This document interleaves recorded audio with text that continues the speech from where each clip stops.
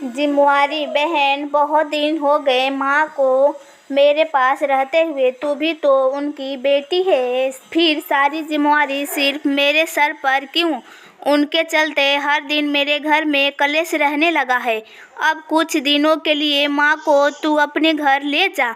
आज सुधा ने कड़क लफ्जों में अपनी छोटी बहन मधु से कहा। तो मधु गुस्से से भर गई। दीदी साफ साफ क्यों नहीं कही कि माँ अब आप पर बोझ बन गई है? आपको तो पता है मैं नौकरी करती हूँ, ऐसे में माँ का ख्याल कैसे रखूँगी?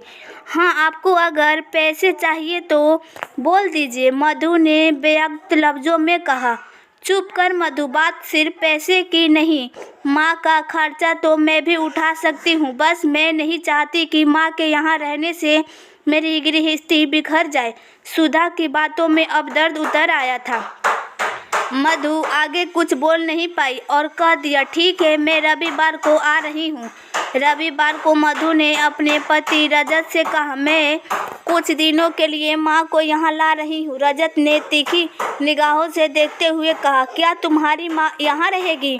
तुमने तो मुझसे पूछा भी नहीं और खुद ही फैसला कर लिया। रजत, दीदी पिछले 2 साल से माँ को रख रही हैं, फर्ज बनता है अब मेरा भी तो कुछ। अब तुमने फैसला कल ही लिया है तो मैं क्या कहूँ? कहकर रजत बुरा सा मुँह बनाकर ऑफिस के लिए निकल गया। मधु सोच रही थी कि रजत उसके साथ माँ को लेने चलेगा, लेकिन उससे उम्मीद नहीं थी कि रजत इस तरह रिजेक्ट करेगा। वो अकेले ही माँ को लेने चली गई। माँ की हालत देखकर उसे बहुत दुख हो रहा था। माँ बहुत कमज़ोर लग रही थी। उन्हें खुद की सुध भी नहीं थी, साड़ी भी बस ऐसी ही लपेट रखी थी और बाल भी बिखरे बिखरे थे। शायद कई दिनों से कंघी भी नहीं की थी। मधु ने परवाचक दृष्टि से सुधा की ओर देखा। सुधा बोली, माँ की मानसिक हालत धीरे धीरे और बिगड़ गई है। तेरे जीजाजी और बच्चों अब माँ से बात भी नहीं करना चाहते। इन्होंने तो कह भी दिया, इस घर में या तो तुम्हारी माँ रहेगी या फिर मैं। आज मधु को सुधा की मजबूरी समझ आ रही थी। उसने बस माँ को थोड़ा बहुत सामान बांधा और माँ को लेकर अपने घर आ गई। माँ बस आकर एक तरफ बैठ गई। मधु के बच्चों जब स्कूल से आए तो नानी को इस तरह देखकर सहम गए। मधु बोली, बेटा नानी के पैर छुओ, लेकिन बच्चों दूर भाग गए। रजत भी बस दूर से ही कभी कभी बात कर लेता था। मधु का अधिकतर वक्त अब माँ के ही देखभाल में निकलने लगा। उन्हें अपने हाथों से खाना खिलाना पड़ता था। माँ कभी कभी अपने आप से बाहर होकर चीज़ों को इधर उधर फेंक देती थी तो कभी रात को चिल्लाने लग जाती थी। ये सब अब मधु के परिवार को बर्दाश्त से बाहर हो रहा था। रजत भी चिड़चिड़ा रहने लगा था।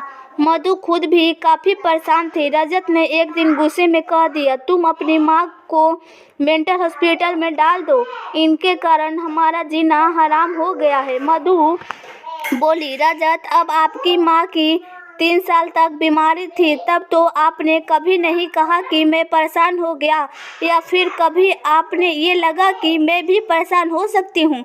मधु, तुम बात कहाँ से कहाँ ले जा रही हो?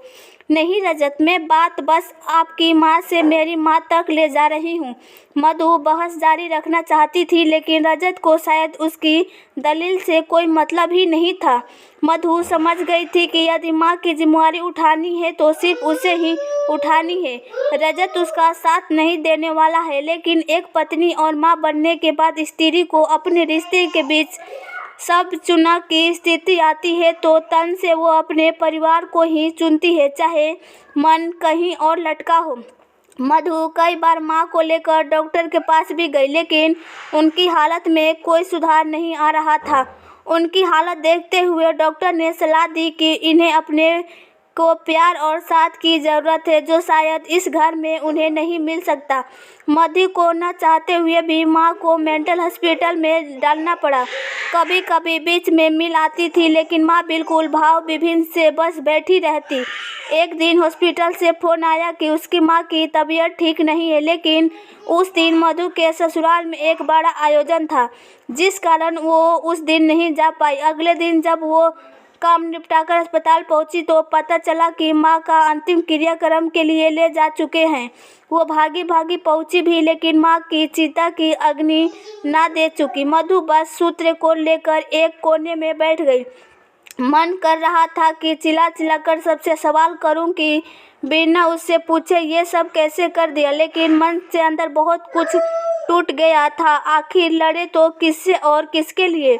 जब माँ दुनिया में थी तब भी तो उसके लिए लड़ नहीं पाई थी। मन ही मन बस ईश्वर से प्रार्थना कर रही थी कि माँ दूसरी दुनिया में तो सुकून से रहे।